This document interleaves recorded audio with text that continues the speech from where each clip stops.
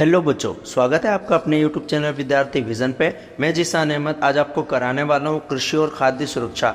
ये आपका चैप्टर 17 है बच्चों, और ये आपके कोर्स में आ रहा है। तो आइए बच्चों, क्लास स्टार्ट करने से पहले आज का मोटिवेशन कोट से कि रख हौसला वो मंजर भी आएगा, प्यासे के पास समंदर भी आएगा, थक के ना बैठे मंजिल के मुसाफिर, और मंजिल भी मिलेगी और मिलने का मज़ा भी आएगा। तो आपकी बच्चों मंजिल अभी क्या है कि जल्दी से जल्दी एग्ज़ाम क्रैक कर लो, और उसके बाद में आपका जो रिजल्ट आए ना बच्चों, सो अब की बार आपको 90 पार करना है। ज़्यादा से ज़्यादा कॉन्सेप्ट क्लियर करना है बच्चों आपने, और ज़्यादा से ज़्यादा बच्चों लिख कर आना है। एग्ज़ाम में आपको सारे क्वेश्चन अटेम्प्ट करने हैं बच्चों, एक भी क्वेश्चन आपको छोड़कर नहीं आना है। आइए बच्चों, हम अपना चैप्टर स्टार्ट करते हैं कृषि के बारे में, फिर हम पढ़ेंगे बच्चों खाद्य सुरक्षा के बारे में। तो जैसा कि आप जानते हैं बच्चों कि भारत एक कृषि प्रधान देश है, यानी भारत की बच्चों ज़्यादातर जो आबादी है वो कृषि कार्य करती है। 2/3 आबादी बच्चों हमारे वहाँ पे कृषि कार्य में लगी होती है। आज़ादी के बाद बच्चों ज़्यादातर जनसंख्या कृषि में ही निर्भर रहती थी, यानी रोजगार बच्चों सबसे ज़्यादा अगर किसी कहीं पे मिलता था तो लोगों को कृषि के अंतर्गत ही मिलता था। कृषि का मतलब क्या होता है बच्चों, यानी लोग खेती बाड़ी करते हैं, उसी को हम बच्चों कृषि कहते हैं। तो पिछले पार्ट में बच्चों आपने कई सारे कॉन्सेप्ट्स के बारे में, जलवायु, मृदा, अलग अलग प्रकार के संसाधन और मानव गतिविधियों के बारे में पढ़ा था। इस पार्ट में हम कृषि के बारे में पढ़ेंगे। कृषि को बच्चों इंग्लिश में बोलते हैं एग्रीकल्चर। तो एग्री मिट्टी, कल्चर खेती करना, मिट्टी के ऊपर खेती करना बच्चों एग्रीकल्चर कहलाता है। एक होता है बच्चों पीसी कल्चर, पीसी यानी मछलियों को पालना, क्या कहलाता है बच्चों पीसी कल्चर। एक होता है बच्चों एपी कल्चर, एपी कल्चर का अर्थ होता है बच्चों मधुमक्खी का पालन करना। बच्चों भारत में कृषि एक प्रमुख आर्थिक गतिविधि है जिसमें कामकाजी जनसंख्या का 3/5 भाग लगा हुआ है, या 2/3 बोल सकते हो आप, या 3/5 भाग लगा हुआ है। और कृषि बच्चों, प्रत्यक्ष कृषि भारतीय अर्थव्यवस्था के केंद्र में है, क्योंकि उद्योगों को बड़ी संख्या में कृषि जो है कच्चा माल देती है। जैसे बच्चों आपसे पूछे, जो गन्ना है वो चीनी उद्योग के लिए बच्चों कच्चा माल प्रदान कराता है। कपास जो है बच्चों वो वस्त्र उद्योग का कच्चा माल है, और कपास बच्चों काली मृदा के अंदर होता है, काली मिट्टी के अंतर्गत अच्छे से की जाती है। तो इस पार्ट में बच्चों हम सीखेंगे कि स्वतंत्रता के बाद से स्थानिक और बाहरी परिवर्तनों का विश्लेषण करेंगे, दलहन और गैर दलहन फसलों के उत्पादन के बारे में जानेंगे, कृषि के विकास के पर्यावरण और सामाजिक आर्थिक प्रभावों को पहचानेंगे, और खाद्य सुरक्षा की अवधारणा के बारे में पढ़ेंगे। अगर आपने बच्चों सीबीएसई से क्लास 9th किया है तो आपने देखा होगा बच्चों, उसमें चैप्टर 4 थे भारत में खाद्य सुरक्षा। तो यहाँ पे आपके 2-3 चैप्टर लिंक कर रखे हैं, खाद्य सुरक्षा वाला भी, कृषि वाला भी। आइए बच्चों, हम जानते हैं कृषि के महत्व के बारे में कि खेती बाड़ी करने के क्या क्या महत्व हैं। तो जैसा कि मैंने बताया बच्चों आपको कि भारत की 2/3 आबादी कृषि कार्यों में संलग्न है, और भारत आज भी बच्चों कृषि प्रधान देशों में से एक है, यानी हमारे वहाँ कृषि प्रधान देश है। कृषि की उपयोगिता या महत्व क्या है बच्चों, तो सबसे पहले खेती के द्वारा हम लोग खाद्यान्न उत्पादन करते हैं, और खाद्यान्न उत्पादन करने के बाद बच्चों इनको हम उपभोग करते हैं, या तो हम खुद इनका इस्तेमाल करते हैं, या तो बच्चों हम मार्केट में बेच देते हैं। दूसरी उपयोगिता आती है बच्चों कि कृषि उत्पादों का निर्यात भी किया जाता है। वो अलग समय था बच्चों कि 1960 से पहले भारत जो है अमेरिका पे बच्चों डिपेंड होता था अनाज के लिए, और अमेरिका बच्चों हमें इतना घटिया अनाज देता था कि जो हम उनके वहाँ पे जो जानवर खाते थे वो वाले अनाज बच्चों भारत को वो देता था। लेकिन हमारे वहाँ पे बच्चों फिर उसके बाद में एकाएक कर हरित क्रांति आई, और हरित क्रांति के बच्चों सकारात्मक प्रभाव में ये हुआ कि हम खाद्यान्न में बच्चों आत्मनिर्भर हो गए। पहले हम बच्चों अमेरिका पे डिपेंड थे अनाज के लिए, लेकिन अब बच्चों हम खाद्यान्न में आत्मनिर्भर हो गए हैं। तो खाद्यान्न का उत्पादन होता है कृषि से, निर्यात किया जाता है। साथ ही साथ में बच्चों तीसरा, उद्योग को कच्चा माल भी उद्योगों के लिए कच्चा माल प्रदान करता है कौन, कृषि। तो इसलिए बच्चों भारतीय अर्थव्यवस्था में कृषि का बहुत ही ज़्यादा महत्व है। भारत में बच्चों कृषि प्राचीन समय से किया जाता है, यानी पुराने टाइम से, और समय के साथ में बच्चों कृषि के अंतर्गत कुछ परिवर्तन भी देखने को मिले हैं। जैसे बच्चों नंबर 1, हमारा जो भौतिक पर्यावरण है ना, भौतिक पर्यावरण बदल रहा है बच्चों, इसके लिए कृषि में क्या है लगातार परिवर्तन होने लगा। दूसरा बच्चों, कृषि के अंतर्गत अब प्रौद्योगिकी का इस्तेमाल किया जाने लगा, इसलिए हमारी कृषि बदल गई है बच्चों। साथ ही साथ में सामाजिक, सांस्कृतिक और रीति रिवाज में भी परिवर्तन आया है। लेकिन कृषि में बच्चों पुराने ज़माने से लेकर अब तक जो भी परिवर्तन आया है ना, इसी के परिणाम स्वरूप आज भारत में बच्चों कृषि के भी अलग अलग प्रकार देखे जा सकते हैं। तो मैंने बताया था बच्चों, 2/3 लोगों के आजीविका का साधन कृषि होता है बच्चों, और इसमें कुछ आंकड़े दे रखे हैं बच्चों। आपको महत्व में वही लिखना है बच्चों जो मैंने आपको बताया है। उसके बाद बच्चों महत्व में आप पहला लिख सकते हैं कि रोजगार प्रदान करने में कृषि की महत्वपूर्ण भूमिका, यानी लोगों को रोजगार देता है। दूसरा बच्चों, कृषि निरंतर बढ़ती जनसंख्या के लिए भोजन का प्रावधान करता है। तीसरा बच्चों, पूंजी निर्माण में योगदान, पूंजी निर्माण की आवश्यकता पर एक अहम सहमति देता है बच्चों। चौथा लिख सकते हैं आप, कृषि आधारित जो उद्योगों को कच्चा माल भी कृषि ही देता है ना। साथ ही साथ में बच्चों पांचवा, औद्योगिक उत्पादों के लिए बाजार, औद्योगिक विकास के लिए ग्रामीणों की क्रय शक्ति में वृद्धि बहुत ही आवश्यक है बच्चों। और भारत की 2/3 जनसंख्या गाँव में रहती है। हरित क्रांति के बाद बच्चों बड़े किसानों की आय बढ़ने और टैक्स के नगण्य बोझ के कारण उनकी क्रय शक्ति में भी बढ़ोतरी हुई है। तो ये कृषि के कुछ महत्व है बच्चों। कुछ बच्चों पाठगत प्रश्न है बच्चों कि भारत के जीडीपी का अर्थ होता है बच्चों ग्रॉस डोमेस्टिक प्रोडक्ट में कृषि का कितना प्रतिशत है, तो 18.1% आपको याद करना है। कृषि आधारित उद्योगों द्वारा प्रयोग किए जाने वाले कोई 2 प्रकार के कच्चे माल के बारे में लिखो। तो सबसे पहले बच्चों कृषि चीनी उद्योग में गन्ना कच्चा माल होता है बच्चों। साथ ही साथ में जूट उद्योग में भी कच्चा माल है। और क्या है बच्चों, कपास। ये सारे क्या है, कृषि उद्योग में कच्चे माल के रूप में प्रयोग किए जाते हैं। अब बच्चों मैंने बताया था क्योंकि कृषि में परिवर्तन हो रहा है, कृषि में परिवर्तन, जो कृषि हो रहा है, कृषि परिवर्तन हो रहा है। और ये परिवर्तन क्यों हो रहा है बच्चों, मैंने पहला रीज़न बताया था। सबसे पहले बच्चों हमारा जो भौतिक पर्यावरण है ना, भौतिक पर्यावरण बदल रहा है, इसलिए कृषि के अंतर्गत परिवर्तन हो रहा है। दूसरा बच्चों, प्रौद्योगिकी के आने के कारण, यानी टेक्नोलॉजी आ गई, इसलिए कृषि के क्षेत्र में बहुत ही ज़्यादा परिवर्तन देखने को मिला है। और लंबा कृषि इतिहास रहा है जो लगभग 10,000 साल पुराना है बच्चों। आज भारत की फसल का उत्पादन विश्व में दूसरे नंबर पे आता है बच्चों, तो ये आपको ध्यान रखना है। भारत में बच्चों विभिन्न प्रकार की कृषि की जाती है। पहला कृषि आता है बच्चों जीवन निर्वाह कृषि। जीवन निर्वाह कृषि को बच्चों हम जीविका निर्वाह कृषि भी कहते हैं, और इसी को बच्चों प्रारंभिक जीविका निर्वाह कृषि कहते हैं। तो ऐसी कृषि बच्चों जिसमें इंसान प्रकृति पे पूरी तरह डिपेंड होता है। साथ ही साथ में बच्चों इसमें परिवार के सदस्यों के द्वारा काम किया जाता है और कम उत्पादन होता है बच्चों इसके अंतर्गत, यानी उत्पादन सिर्फ खुद के लिए किया जाता है, ना कि बाजार में बेचने के लिए। इसमें बच्चों पूरा का पूरा परिवार खेत में काम करता है बच्चों, और ये गरीब किसान होते हैं, इनके पास बिजली, सिंचाई जैसी सुविधाएं नहीं होती है बच्चों, और उच्च उत्पादकता वाले बीजों का प्रयोग भी ये नहीं कर पाते हैं। ये लोग प्राय क्या करते हैं, कोई सी भी बच्चों छोटी भूमि होगी उसको साफ कर लेंगे और वहाँ पे बच्चों खेती कर लेते हैं बच्चों। ऐसी खेती बच्चों मुख्यतः प्रकृति के ऊपर निर्भर होती है बच्चों पूरी तरीके से, है ना। मृदा के उपजाऊपन पे भी निर्भर होती है, और फसल उगाने के लिए ये लोग पर्यावरण के ऊपर पूरी तरह से डिपेंड होते हैं। यानी जीविका निर्वाह कृषि उसे कहते हैं बच्चों जो सिर्फ अपने परिवार के पेट पालने के लिए करते हैं, उसे हम जीविका निर्वाह कृषि कहते हैं। निर्वाह का मतलब होता है बच्चों अपना पेट पालने के लिए। अगला आता है बच्चों दूसरे प्रकार की कृषि, उसका नाम है बच्चों स्थानांतरित कृषि। स्थानांतरित कृषि का मतलब होता है ये आदिवासी क्षेत्रों में किया जाता है। स्थानांतरित कृषि उसे कहते हैं बच्चों कि जब क्या होता है, उत्पादन करने के लिए एक खाली ज़मीन होती है बच्चों, उस खाली ज़मीन को क्या करते हैं, साफ़ कर लेते हैं। साफ़ करने के बाद बच्चों उस पर अनाज सब्जियां ये सब क्या होते हैं, उत्पादन करते हैं। बाद में बच्चों जो उसको काट लेते हैं। काटने के बाद बच्चों उसको क्या करते हैं, जला देते हैं बच्चों। तो ये आदि पद्धति होती है बच्चों।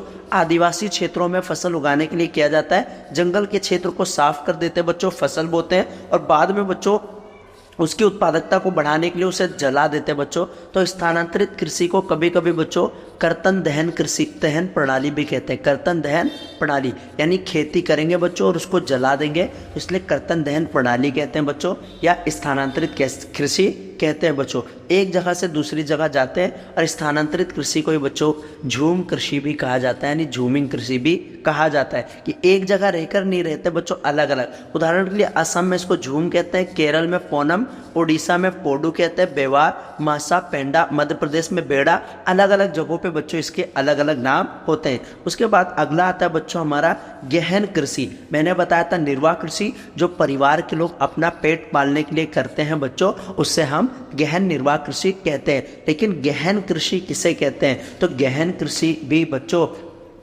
उत्पादकता बढ़ाने के लिए किया जाता है, लेकिन यह खेती वहाँ की जाती है जहाँ पे बच्चों भूमि तो कम होती है लेकिन जनसंख्या उस भूमि पे बच्चों ज़्यादा होती है, यानी छोटी सी भूमि पे बच्चों ज़्यादा उत्पादन करता है, तो उसे हम गहन कृषि कहते हैं। और इसमें खेती बच्चों बाजार में बेचने के लिए भी किया जाता है, यानी भारत की घनी आबादी वाले क्षेत्रों में गहन कृषि बच्चों देखी जाती है। इसमें कृषि में अधिक उत्पादन के लिए रासायनिक उर्वरकों का इस्तेमाल किया जाता है बच्चों।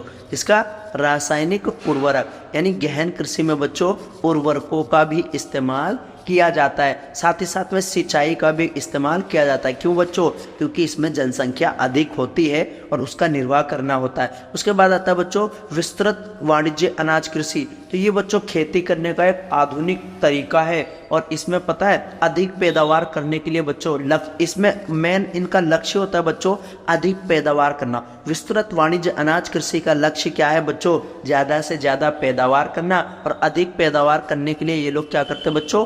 उन्नत बीजों का इस्तेमाल करते हैं, यानी हाई क्वालिटी वाले बीजों का प्रयोग करते हैं।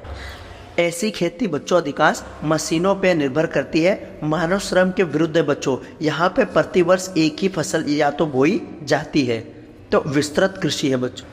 तो विस्तृत या वाणिज्यिक कृषि बच्चों एक ही अधिक उपज प्राप्त करना होता है। अगला आता है बच्चों वृक्षारोपण कृषि। वृक्षारोपण को हम बच्चों रोपण कृषि के रूप में भी जानते हैं बच्चों। तो इसमें क्या होता है? रोपण कृषि में लंबे चौड़े भूखंड पे बच्चों एक ही फसल यानी एक ही फसल बोई जाती है बच्चों, तो उसे हम रोपण कृषि कहते हैं। जैसे रबड़, चाय, कोकोनट, कॉफ़ी, कोको, मसाले, फल, केला, इन्हें बच्चों वृक्षारोपण में बड़े पैमाने पे पूंजी की आवश्यकता होती है और इसमें बच्चों उत्पादन बहुत ज़्यादा होता है और इसमें केवल एक ही फसल बच्चों बोई जाती है। इस प्रकार की कृषि केरल, असम, कर्नाटक आदि क्षेत्रों में किया जाता है, इसे हम वृक्षारोपण कृषि कहते हैं। उसके बाद आता है बच्चों शुष्क कृषि। जैसे कि नाम से ही ज्ञात है, शुष्क भूमि पर किया जाता है यानी मरुस्थलीय क्षेत्रों में किया जाता है। जैसे बच्चों चना, ज्वार, बाजरा, मटर जैसी फसलों में पानी की कम आवश्यकता होती है, तो शुष्क कृषि यानी कम पानी की आवश्यकता होती है बच्चों, इसे हम शुष्क कृषि कहते हैं। अगला आता है बच्चों आर्द्र कृषि,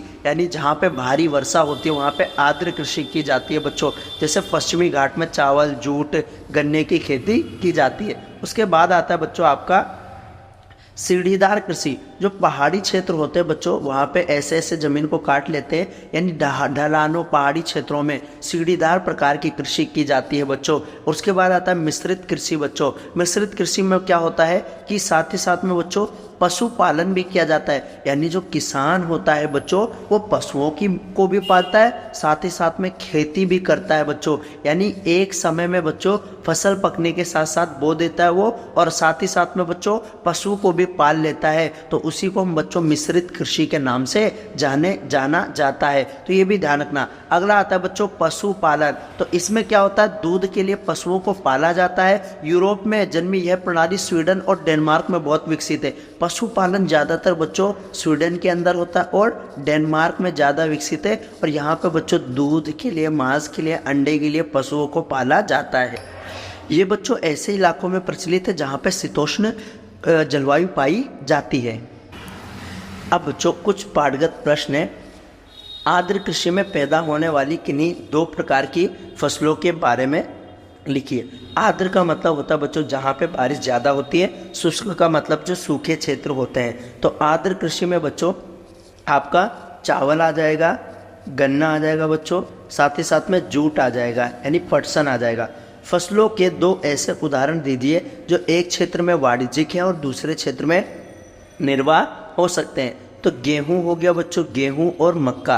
कहीं कहीं पे तो बहुत बच्चों होता है उत्पादन, यानी उसको बेचा जाता है, और किसी किसी क्षेत्र में तो बच्चों सिर्फ खाने के लिए ही बोया जाता है। ऐसे दो राज्यों के नाम लिखिए जहां वाणिज्यिक कृषि ज़्यादा होती है बच्चों। तो दो क्या इसमें चार लिख लो। सबसे पहले गुजरात में बच्चों खेती ज़्यादा की जाती है, पंजाब में की जाती है बच्चों, हरियाणा में खेती अच्छे से होती है और आदि क्षेत्रों में होती है। निर्वाह कृषि की दो विशेषताएं बताइए। तो निर्वाह कृषि परिवार के लोगों का पेट पालने के लिए किया जाता है। किसान के परिवार खुद उसमें काम करते हैं और पारंपरिक तौर तरीकों के साथ कृषि की जाती है बच्चों, तो उसको हम निर्वाह कृषि के अंतर्गत रखते हैं। अगला आता है बच्चों कि भारत में फसलों का प्रतिरूप। तो भारत में बच्चों अगर देखा जाए तो जैसे मान लो ये बच्चों ये भारत का मैप है, तो भारत में उत्तर भारत में बच्चों जो तापमान है ना वो चेंज होता रहता है, लेकिन दक्षिण भारत का जो वो होता है ना वो सेम होता है। तो दक्षिण भारत में तो बच्चों एक ही फसल को 3 बार बोल लिया जाता है, लेकिन उत्तर भारत में बच्चों फसल का प्रतिरूप है, और ये फसल के प्रतिरूप बच्चों मुख्यतः 3 है। सबसे पहले आता है बच्चों खरीफ की फसल, यानी फसल को 3 कृषि ऋतुओं में बांटा गया है। दूसरा आता है बच्चों रबी की फसल, और तीसरा आता है बच्चों आपकी जायद की फसल। खरीफ की फसल यानी बच्चों जो वर्षा ऋतु बारिश के मौसम में होती है, इसका अर्थ है बच्चों जून से लेकर सितंबर के महीने तक होती है, और ये उष्ण कटिबंधीय फसल होती है बच्चों। और इसके अंतर्गत बच्चों आप चावल की खेती कर सकते हैं, साथ ही साथ में बच्चों आप कपास की खेती कर सकते हैं, इसमें जूट की खेती कर सकते हैं बच्चों, ज्वार की खेती इसके अंतर्गत की जाती है। तो आप देख सकते हैं बच्चों कि खरीफ की फसल में कपास, सोजा, गन्ना, हल्दी, धान, मक्का, मूंग, मूंगफली, इन सभी की फसल की जाती है। रबी की फसल अर्थात बच्चों जो सर्दी के मौसम में की जाती है, और इसका टाइम होता है बच्चों अक्टूबर से लेकर मार्च तक का टाइम होता है। ये कम ताप वाली शीतोष्ण और उपोष्ण फसलें होती है बच्चों। गेहूं, जो चना, मटर, सरसों इसके अंतर्गत आती है। गेहूं, जो चना, सरसों, तिल, मटर, ये सारी बच्चों रबी की फसल में आती है, और ये सर्दी के मौसम में बच्चों की जाती है। खरीफ यानी वर्षा ऋतु में की जाती है। अगला आता है बच्चों जायद की फसल। जायद की फसल के अंतर्गत बच्चों आपने देखा होगा कि जो गर्मी के मौसम में की जाती है, और इसमें ज़्यादातर बच्चों पानी वाली फसलें होती हैं जो जायद के अंतर्गत आती हैं, जैसे खरबूजा, तरबूज, खीरा, ये सब होते, करेला, लौकी, पेठा, यानी पानी वाली फसलें बच्चों। पर इनकी बुआई बच्चों अप्रैल से लेकर जून के बीच में की जाती है। तो कृषि ऋतु खरीफ, रबी और जायद होती है बच्चों, और इनकी विभिन्न फसलों के बारे में आपको याद करना है। उसके बाद अगला टॉपिक है बच्चों भारत की प्रमुख फसलें। तो भारत में बच्चों अनेक प्रकार की खाद्य फसलें भी और साथ ही साथ में अखाद्य फसलें भी, यानी जिनको खाया नहीं जाता है उनको बोया जाता है। और इसका मेन कारण क्या है बच्चों कि भारत में अलग अलग फसलें। सबसे पहला कारण है बच्चों कि भारत में मिट्टी की बच्चों विविधता, यानी अनेक प्रकार की मिट्टी पाई जाती है। दूसरा आता है बच्चों भारत के अंतर्गत जलवायु में विभिन्नता है, और तीसरा बच्चों कृषि पद्धति के अंतर्गत क्या है, विविधता है। इसीलिए बच्चों भारत में अलग अलग प्रकार की फसलें बोई जाती है। भारत में अब बच्चों मुख्य फसलें के खाद्य फसलें भी जो खाई जा सकती है, अखाद्य यानी जिनको खा नहीं सकते हैं। इसका कारण मिट्टी अलग अलग है, जलवायु अलग अलग है, और कृषि में भी विविधता पाई जाती है। इसीलिए भारत में अलग अलग प्रकार की फसलें बोई जाती है। सबसे पहले आता है बच्चों कि भारत में खाद्य फसलें में एक खाद्य फसलें होती है, एक अखाद्य फसलें होती है बच्चों। अब आता है बच्चों अनाज। अनाज में भी गेहूं, चावल, मक्का, मोटे अनाज और दालें आती है। नकदी फसल बच्चों कपास, जूट, गन्ना, तंबाकू आता है। रोपड़ की फसलें जो एक ही लंबे चौड़े भूखंड पे एक ही फसल को बोते हैं, चाय, कॉफ़ी, नारियल, रबड़। साथ ही में बच्चों बागवानी फसलें हैं, फल और सब्जियां। तो ये सभी फसलें प्रमुख प्रकार की है। अनाज, नकदी फसल, रोपण फसल और बागवानी, इन सभी के बारे में बच्चों अब हम पढ़ेंगे। बच्चों ये जो अनाज हो गया, चावल, कपास, इन सब के बारे में हम पढ़ेंगे ना, तो ये बच्चों ज़रूरी नहीं है कि आप सभी के बारे में पढ़ें। आप बस एक बार वीडियो देख लीजिए, है ना। आप कर पा रहे तो ठीक है, नहीं तो आप कृषि के ऊपर से कर लेना, पर मैं आपको पूरा चैप्टर कराऊंगा बच्चों। मैं अनाज क्या है बच्चों, तो अनाज भी 2 प्रकार का होता है बच्चों। एक होता है उत्तम अनाज, और एक होता है बच्चों मोटा अनाज। उत्तम अनाज और मोटा अनाज। मोटे अनाज में तो आता है बच्चों ज्वार हो गया, आपका बाजरा हो गया, रागी हो गया, ये बच्चों मोटे अनाज के अंतर्गत आते हैं। उत्तम अनाज में बच्चों आपका चावल आता है और गेहूं आता है, ये आपके उत्तम अनाज के अंतर्गत आते हैं। तो सबसे पहले बच्चों खाद्यान्न फसल चावल के बारे में जानेंगे। तो चावल बच्चों विश्व में हमारा चावल उत्पादन में दूसरा स्थान है बच्चों, और भारत का बच्चों प्रमुख अनाज अगर पूछे तो वो चावल ही है, प्रमुख अनाज है बच्चों। और उष्ण और आर्द्र कटिबंधीय फसल है बच्चों। हमारे वहाँ पे चावल बच्चों अधिकांश लोगों का खाद्यान्न होता है। चावल के लिए के लिए कितनी बारिश चाहिए ना, कितना तापमान चाहिए, वो सभी इसमें बताया रहे। पश्चिम बंगाल में तो बच्चों मैंने बताया था बच्चों, दक्षिण भारत में आपकी कोई कृषि ऋतु नहीं होती है। तो पश्चिम बंगाल में चावल की 3 किस्म की खेती की जाती है बच्चों, जिसमें से पहली का नाम होता है ओस, दूसरी का नाम होता है बच्चों अमन, और तीसरी खेती का नाम होता है बोरो। तो ये आपको ध्यान में रखना है। यहाँ पे आप बच्चों चावल उत्पादक राज्य देख सकते हैं कि शीर्ष 10 जो चावल उत्पादक राज्य हैं वो कौन कौन से हैं। अगला आता है बच्चों आपका गेहूँ। तो गेहूँ बच्चों हमारा दूसरा प्रमुख अनाज है, यानी दूसरे नंबर पे आता है बच्चों। ये शीतोष्ण कटिबंधीय फसल होता है बच्चों, और इसमें प्रमुख उत्पादक राज्य में यूपी हो गया, एमपी हो गया, पंजाब, हरियाणा आता है। अगर पूछे बच्चों विश्व का 12.8% गेहूं जो है भारत के अंतर्गत होता है। मैप में बच्चों प्रमुख गेहूं उत्पादक राज्यों को क्या है दर्शाया गया है।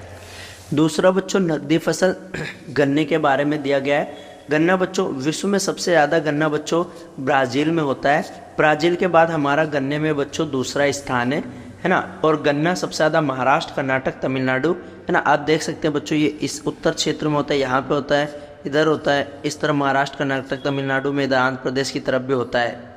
गन्ने के बाद बच्चों आपका आता है कपास। तो कपास के बारे में आपको पता है बच्चों कि कपास 2 प्रकार की होती है, एक छोटे रेशे वाली यानी भारतीय कपास, एक लंबे रेशे वाली, उसे हम अमेरिकन की कपास कहते हैं। चीन सबसे ज़्यादा कपास का उत्पादन करता है, इसमें भी बच्चों भारत का स्थान दूसरा है। भारत में बच्चों गुजरात, महाराष्ट्र है ना, तेलंगाना, आंध्र प्रदेश ये प्रमुख राज्य है जहाँ पे कपास का उत्पादन होता है। उसके बाद आती हैं बच्चों सब्जियां। तो भारत सब्जी उत्पादन के मामले में चीन के बाद दूसरा बड़ा उत्पादक है। विश्व में कुल सब्जी का 13% योगदान बच्चों भारत में है। फूल गोभी के उत्पादन में इसका प्रथम स्थान है, प्याज के उत्पादन में दूसरा, पत्ता गोभी के उत्पादन में विश्व में तीसरा स्थान है। यानी प्रमुख सब्जियां बच्चों आलू, मटर, टमाटर, ये बैंगन, ये सारे चीज़ें। फूलों की खेती भी बच्चों भारत में किया जाता है, और वैश्वीकरण के बाद तो व्यापार बाधाओं के हटने के साथ सब्जी, फल, फूल का अंतर्राष्ट्रीय व्यापार होने लगा है बच्चों। गुलाब, चमेली, गेंदा है ना, गुलदाउदी, रजनीगंधा, एस्टर काफ़ी विदेशी मुद्रा कमा सकते हैं बच्चों इससे। हमारे वहाँ पे फूल कर्नाटक, तमिलनाडु, आंध्र प्रदेश, राजस्थान आदि क्षेत्रों में किया जाता है। अब बच्चों उसके बाद आता है आपका कुछ पाठगत प्रश्न, और इन पाठगत प्रश्न को करना आपके लिए बहुत ही ज़रूरी है, क्योंकि NIOS ने जो पैटर्न चेंज किया बच्चों, तो उसमें fill in the blanks, 1 mark, MCQ ये सभी क्वेश्चन पूछते हैं। भारत की 2 रेशेदार फसलों के नाम लिखिए। तो रेशे में बच्चों आपकी कपास की फसल आता है और एक जूट का फसल आता है। कपास सबसे ज़्यादा आपके बच्चों गुजरात में होता है, और जो जूट होता है बच्चों सबसे ज़्यादा वो वेस्ट बंगाल में होता है। अगला बच्चों भारत में चावल का सबसे ज़्यादा उत्पादन वेस्ट बंगाल के अंदर होता है। गन्ना का उत्पादन बच्चों सबसे ज़्यादा यूपी में, महाराष्ट्र में और तमिलनाडु में होता है। भारत में कॉफ़ी का उत्पादन कॉफ़ी वैसे तो बच्चों ब्राज़ील के फेजेंडा के बागानों में किया जाता है। इन भारत में बच्चों सबसे ज़्यादा कर्नाटक के बेंगलुरु में और केरल के अंतर्गत ज़्यादा कॉफ़ी का उत्पादन होता है। ये बच्चों MCQ आपको याद करने, आपको आगे भी एक काम में आने वाले हैं। अगला टॉपिक है बच्चों कृषि में, भारत में कृषि विकास। तो किसी भी देश के आर्थिक विकास के लिए कृषि का विकास बहुत ज़्यादा ज़रूरी होता है, क्योंकि ज़्यादातर लोग कृषि के अंतर्गत ही डिपेंड रहते हैं, और गैर कृषि में कामगारों को भोजन प्रदान करने, औद्योगिक उत्पादन के लिए कच्चा माल देने के लिए भी खेती बाड़ी ही काम आती है। इसीलिए देश में बच्चों कृषि विकास करना बहुत ज़रूरी है। भारत में बच्चों हरित क्रांति जैसे सरकारी कार्यक्रम कृषि विकास के लिए आए थे। साथ ही साथ में बच्चों श्वेत क्रांति, पीली क्रांति, ये सारी महत्वपूर्ण क्रांतियाँ आई थी। रोपण की फसलें उसे कहते हैं बच्चों जो लंबे चौड़े भूखंड पे एक ही फसल उगाया जाता है, तो उसे हम रोपण की फसलें कहते हैं। रोपण की फसल में बच्चों चाय सबसे पहले आता है, एक प्रमुख रोपण की फसल है। चाय एक पेय पदार्थ है बच्चों। चाय की पत्ती होती है बच्चों, उसमें कैफीन नाम का बच्चों एक रासायनिक पदार्थ पाया जाता है। तो आपसे पूछ सकता है बच्चों, इसकी शुरुआत चाय की 1840 में सबसे पहले ब्रह्मपुत्र की घाटी में, यानी चाय की स्टार्टिंग बच्चों ब्रह्मपुत्र की घाटी में सबसे पहले हुई थी। भारत में चाय बच्चों वेस्ट बंगाल में होता है, तमिलनाडु में होता है ना। साथ ही साथ में बच्चों पश्चिमी घाट, पूर्वी घाट जहाँ मिलते हैं, नीलगिरी में, वहाँ पे भी बहुत ही बड़ी मात्रा में चाय की खेती होती है। चाय एक बच्चों रोपण की फसल है, कैफीन नाम का रासायनिक पदार्थ मिलता है, ये आपको याद रखना है। चाय के बाद आता है कॉफ़ी। तो कॉफ़ी उष्ण कटिबंधीय फसल है बच्चों। अगर पूछे हमारा कॉफ़ी में भारत 8वें नंबर पर आता है। कॉफ़ी की बच्चों 3 किस्म पाई जाती है, अरेबिका, लिरेबिका और रोबस्ता। भारत में अरेबिका किस्म की कॉफ़ी पाई जाती है और ये यमन देश से लाई गई थी। सबसे ज़्यादा अगर पूछे बच्चों कॉफ़ी कर्नाटक में होती है ना। कॉफ़ी सबसे ज़्यादा भारत के कर्नाटक यानी कर्नाटक के बेंगलुरु में होता है। बागवानी फसलों में बच्चों फल आता है तो भारत में विश्व के फलों का 10% पैदा करता है। केला, चीकू, नींबू भारत के विश्व अग्रणी देशों में से एक आता है जो उत्पादन करता है। भारत के विभिन्न प्रकार में फल उगाए जाते हैं। आम, केले, खट्टे फल, अनानास, पपीता, ये सारे फल बच्चों भारत में बहुत ही महत्वपूर्ण यानी बहुत तेज़ी से उगाए जा रहे हैं और विश्व में बच्चों इनकी मांग भी है। बच्चों कृषि विकास का अर्थ है किसान और फसल पैदा करने वालों को विभिन्न प्रकार की बच्चों सहायता देना, तो उसी को हम कृषि विकास कहते हैं। कृषि विकास के लिए बच्चों भूमि सुधार किया गया था। 1950 से लेकर बच्चों 1970 के दशक में भूमि सुधार कार्यक्रम किया गया था। भूमि सुधार में क्या था कि गरीबों के पास बच्चों भूमि थी नहीं, तो जो बड़े बड़े भूस्वामी थे उनसे भूमि लेकर गरीबों को भी भूमि दी गई, यानी जो भूमिहीन किसान थे। इससे उनका कृषि खेती करने से मोटिवेशन बढ़ा बच्चों, और उन्होंने क्या किया, बहुत तेजी मात्रा में फसलों का उत्पादन किया। साथ ही साथ में बच्चों हरित क्रांति आई। 1960 से 1970 के दशक में बच्चों हरित क्रांति एक सरकारी कार्यक्रम था जो कि गेहूं और चावल के लिए आई थी। सबसे पहले बच्चों हरित क्रांति पंजाब और हरियाणा में आई थी। ये सिर्फ गेहूं और चावल तक ही सीमित थी बच्चों। हरित क्रांति का बच्चों प्रभाव बच्चों हमारा सकारात्मक भी पड़ा और नकारात्मक भी पड़ा। हरित क्रांति मैंने बताया बच्चों 1960 की और 70 के दशक में आई थी। कहाँ पर आई थी बच्चों? सिर्फ कुछ ही क्षेत्रों में आई थी। पंजाब, हरियाणा हो गया और पश्चिमी यूपी में आई थी। हरित क्रांति बच्चों सभी फसल के लिए नीति सिर्फ गेहूं और चावल जैसी फसलों के लिए थी, और इससे भी बच्चों जो अमीर किसान थे ना सिर्फ उनको ही लाभ हुआ। और हरित क्रांति में बच्चों जो HYV सीड्स है ना, उच्च उत्पादकता वाले बीजों का प्रयोग किया गया था। हरित क्रांति का सकारात्मक प्रभाव बच्चों कृषि उत्पादन में वृद्धि हो गई, यानी हम खाद्यान्न में आत्मनिर्भर हो गए थे। दूसरा बच्चों प्रति एकड़ उत्पादन में तेजी से वृद्धि हो गई। तीसरा आयात में निर्भरता में कमी आई। पहले हम अनाज अमेरिका से मंगाते थे बच्चों, अब हमारा उत्पादन बढ़ गया बच्चों, अब हम आयात नहीं करते थे। चौथा बच्चों रोजगार मिला लोगों को, यानी जो वाणिज्यिक कृषि होने लगा, जीविका कृषि से वाणिज्यिक कृषि हो गया। कृषि मजदूर की मांग बढ़ी बच्चों, अलग अलग क्षेत्रों से जो सूखा प्रभावित क्षेत्र थे वहां से मजदूर काम करने के लिए आ गए। पांचवा बच्चों कई सारे किसानों को लाभ हुआ। तो हरित क्रांति के बच्चों ये सकारात्मक प्रभाव थे। इन सकारात्मक के साथ साथ ही बच्चों इसका कुछ नकारात्मक प्रभाव भी पड़ा। जैसे नकारात्मक प्रभाव बच्चों पर्यावरण पे प्रभाव, जैव विविधता का ह्रास होने लगा बच्चों। हरित क्रांति ने जैव विविधता और वन्य जैव विविधता दोनों को प्रभावित किया है बच्चों, तो ये भी ध्यान रखना। उसके बाद आता है पहला पॉइंट आएगा। दूसरा आएगा बच्चों अनवीकरणीय संसाधनों पे निर्भरता बढ़ गई थी बच्चों, है ना। तीसरा आता है बच्चों कि मृदा में लवणता होने लगी थी, यानी बहुत ही बड़े मात्रा में HYV सीड्स का रासायनिक उर्वरकों का इस्तेमाल करने लगे, तो जो मिट्टी है हमारी वो खराब होने लगी बच्चों। चौथा पॉइंट आएगा बच्चों मृदा अपर्दन होने लगा, यानी ज़्यादा सिंचाई करने लगे। ज़्यादा सिंचाई की वजह से हमारी मिट्टी जो है वो अपर्दन होने लगा, यानी मृदा कटकर बहकर इधर उधर जाने लगी।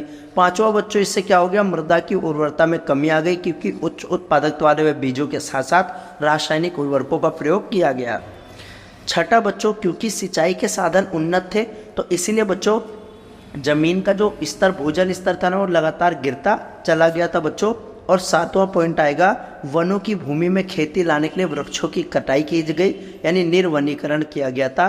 तो ये इसके सकारात्मक, आपने देखा बच्चों हरित क्रांति के सकारात्मक प्रभाव भी थे और नकारात्मक प्रभाव भी थे, और ये आपसे एग्जाम में पूछ सकते हैं।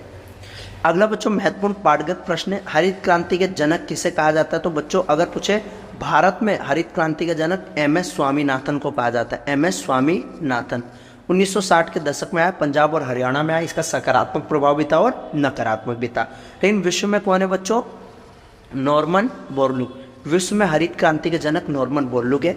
हरित क्रांति के दो महत्वपूर्ण विशेषताएं लिखी है बच्चों, तो आप हरित क्रांति की विशेषताएं, कृषि उत्पादन में वृद्धि हुई थी प्रति एकड़ में, मैंने बता दिया है ना। कौन सी पंचवर्षीय योजना में समुद्री मत्स्य पालन कार्यक्रम बच्चों शुरू किया गया था? तो आप इसमें समुद्र मत्स्य पालन के बारे में बता सकते हैं बच्चों कि कौन सी पंचवर्षीय योजना में जो है योजना में समुद्री मत्स्य पालन कार्यक्रम शुरू किया गया था। तो पंचवर्षीय योजना में शुरू किया गया था बच्चों, है ना। हरित क्रांति की कोई दो पर्यावरण पर प्रभाव बताइए। तो जैव विविधता को नुकसान हुआ था, मृदा अपर्दन, जो पानी की कमी थी वो पानी की कमी होने लगी, तो ये भी ध्यान रखना। बच्चों हरित क्रांति के साथ साथ ही एक श्वेत क्रांति भी आई थी, ये मैंने आपको बताना भूल गया था। श्वेत क्रांति का अर्थ होता है बच्चों दूध के लिए, यानी दूध के उत्पादन में को बढ़ाने के लिए श्वेत क्रांति आई थी बच्चों। और श्वेत क्रांति के जनक बच्चों वर्गीज कुरियन थे। वर्गीज कुरियन ऑपरेशन फ्लड भी इसको कहते हैं, यानी हरित क्रांति के बाद ये आई थी बच्चों ऑपरेशन फ्लड। और इसमें श्वेत क्रांति आई थी, है ना। ऑपरेशन फ्लड ने डेयरी कृषकों को अपने द्वारा निर्मित संसाधनों पर नियंत्रण किया था, दूध उत्पादन में बच्चों वृद्धि की थी, है ना। तो ये भी ध्यान रखना आप। उसके बाद बच्चों नीली क्रांति आई थी। नीली क्रांति बच्चों मछलियों के उत्पादन में वृद्धि हो जाए, है ना। और 8वीं पंचवर्षीय योजना के बाद में इसको शुरू किया गया था बच्चों। उसके बाद बच्चों पीली क्रांति आई थी। पीली क्रांति तिलहन के उत्पादन को बढ़ाने के लिए शुरू किया गया था। अगला और अंतिम टॉपिक है बच्चों भारत में खाद्य सुरक्षा। तो खाद्य सुरक्षा बच्चों इसका मतलब यही नहीं होता कि इंसान सिर्फ 2 जून की रोटी पाले, बल्कि खाद्य सुरक्षा का मतलब होता है इससे ज़्यादा। आपने सुना होगा बच्चों सुरक्षा तो देश को आवश्यकता होती है, सुरक्षा नहीं सिक्योरिटी, बड़े बड़े नेताओं के पास सुरक्षा होती है, लेकिन खाद्य यानी खाने की चीज़ों में क्या चीज़ ज़रूरत है सुरक्षा करने की, तो बच्चों एक खाद्य सुरक्षा भी होता है। खाद्य सुरक्षा का अर्थ ये नहीं है बच्चों कि आपको 2 जून की रोटी मिल रही तो आप खाद्य सुरक्षित है बच्चों, तो ये भी ध्यान रखना। खाद्य सुरक्षा के बच्चों 3 आयाम हैं जिसके बारे में आपकी बुक में अच्छे से बता रखा है। पहले का नाम है बच्चों उपलब्धता, दूसरे का नाम है बच्चों उपलब्धता के साथ पहुंच होनी चाहिए, और तीसरा आयाम है बच्चों सामर्थ्य। तो ये खाद्य सुरक्षा के बच्चों 3 जो है आयाम है। तो खाद्य सुरक्षा बच्चों अब हम जानेंगे कब होती है। तो खाद्य सुरक्षा का मतलब होता है जब सभी के लिए पर्याप्त उपलब्ध में भोजन हो, है ना, सभी को खरीदने की क्षमता भी होनी, वो खरीद सकें, उपलब्धता में कोई बाधा ना हो, हर जगह पहुँचे, और सार्वजनिक वितरण प्रणाली यानी बच्चों राशन की दुकान के माध्यम से भी जो गरीब लोग हैं उनको पहुँचे, तो इसी को हम खाद्य सुरक्षा कहते हैं। 1970 के दशक में बच्चों खाद्य सुरक्षा का मतलब है कि सरकार ने भाई साहब अलग अलग राज्यों में राशन पहुंचा दिया, बस यही है। लेकिन अब बदल गया बच्चों, अब खाद्य सुरक्षा का आते बच्चों लोगों पे पहुंच भी होना चाहिए। खाद्य सुरक्षा के अगर पूछे बच्चों आयाम कितने हैं तो 3 है। नंबर 1 खाद्य उपलब्धता होनी चाहिए। उपलब्धता का मतलब कि देश में खाद्य उत्पादन यानी आयात होता है तो बाहर से आना चाहिए, है ना। अगर हम निर्यात भी कर रहे हैं या सरकारी अनाज होता है ना, वहाँ पे भंडार में संचित होना चाहिए, यानी पिछले साल का स्टॉक भरा होना चाहिए, तो इसी को हम खाद्य उपलब्धता कहते हैं कि हमारे वहाँ अनाज है या नहीं है। उसके बाद भोजन तक पहुँच होनी चाहिए लोगों तक, मतलब खाद्य उपलब्ध होने से कुछ नहीं होगा, उपलब्धता के साथ साथ लोग वहाँ तक पहुँच भी सके, है ना। सामर्थ्य भी होने चाहिए बच्चों, तीसरा आएगा, यानी उस भोजन का लोग उपयोग भी कर सकें, यानी सकारात्मक पौष्टिक प्रभाव होना, खाना पकाना, भंडारण, स्वच्छता व्यवहार, तो ये सारी चीज़ भी होनी चाहिए। तो खाद्य सुरक्षा जब भी मानी जाएगी। खाद्य सुरक्षा का मतलब ये नहीं है बच्चों कि आपने उपलब्ध करा दिया, लोग खरीद ही नहीं पा रहे, इतना महंगा है, तो उनको पहुंच भी होनी चाहिए। और पहुंच होने का ये मतलब नहीं है बच्चों, उनका सामर्थ्य भी तो होना चाहिए कि वो खरीद सके उसको, तो इसी को हम खाद्य सुरक्षा कहते हैं। खाद्य सुरक्षा में बच्चों सहकारिता की भूमिका भी है, यानी कई सारी सहकारी संस्थाओं ने सुरक्षा के मामले में अपने वहाँ खुद को बड़ा किया बच्चों। गरीब लोगों ने सस्ता अनाज बेचने के लिए दुकानें भी खोली है। तमिलनाडु में बच्चों सभी को सस्ती दरों पे दुकानें मिलती है, सहकारी समितियां चलाई जा रही है। दिल्ली में बच्चों मदर डेयरी खोला गया है, यानी दिल्ली सरकार द्वारा निश्चित किए गए दाम पे दूध और सब्जी उपलब्ध कराती है। गुजरात में बच्चों अमूल दूध का प्रोडक्शन हो रहा है। ये बच्चों कुछ उदाहरण है जो खाद्य सुरक्षा में सहकारी क्षेत्रों की भागीदारी के बारे में बताता है। आइए बच्चों अंतिम में पाठगत प्रश्न की बात कर लेते हैं। भारत में खाद्यान्न की खरीद और भंडारण के लिए जिम्मेदार किसी एक संगठन का नाम लिखिए, तो बच्चों FCI है। FCI का मतलब होता है फूड कॉरपोरेशन ऑफ इंडिया, भारतीय खाद्य निगम, भारतीय खाद्य निगम। तो ये बच्चों भारत में जिम्मेवार है इन सभी चीज़ों के लिए। और जो FCI है बच्चों ये अपने पास जो है स्टॉक में भी रखती है। और FCI का बच्चों गठन 1965 में किया गया। सहकारी संगठन समिति का कोई एक उदाहरण लिखिए बच्चों, तो आप इसमें अमूल दूध के बारे में बता सकते हैं गुजरात का, या दिल्ली का मदर डेयरी। जैविक खेती की कोई एक विशेषता लिखिए बच्चों, तो आप इसको बनाकर लिख सकते हैं जैविक खेती के बारे में, है ना, जैविकी खेती किसे कहते हैं।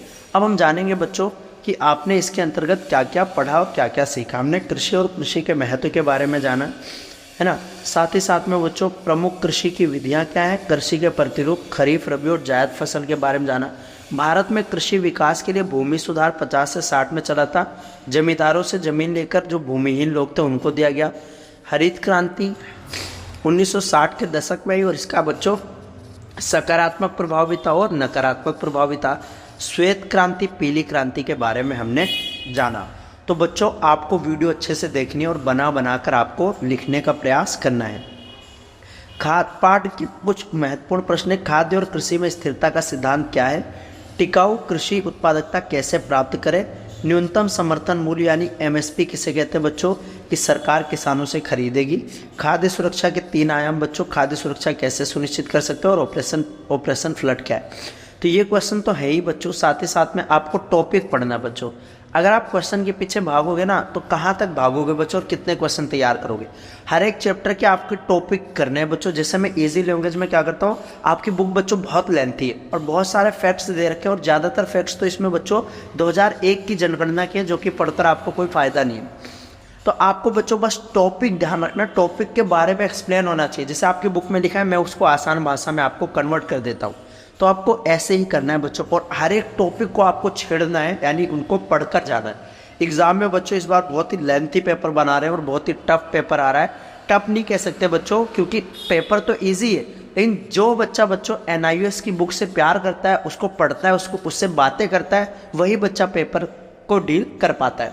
बाकी बच्चे क्या करते हैं, भरकर आ जाते हैं बस पे, या उनसे लिखा भी नहीं जाता बच्चों, पंखे देखने लगते हैं। आपको क्या करना है, हर एक टॉपिक को बारीकी से समझना और अपनी भाषा में लिखने की प्रैक्टिस करनी है बच्चों। उम्मीद करता हूँ बच्चों आपको हमारी वीडियो पसंद आ रही है।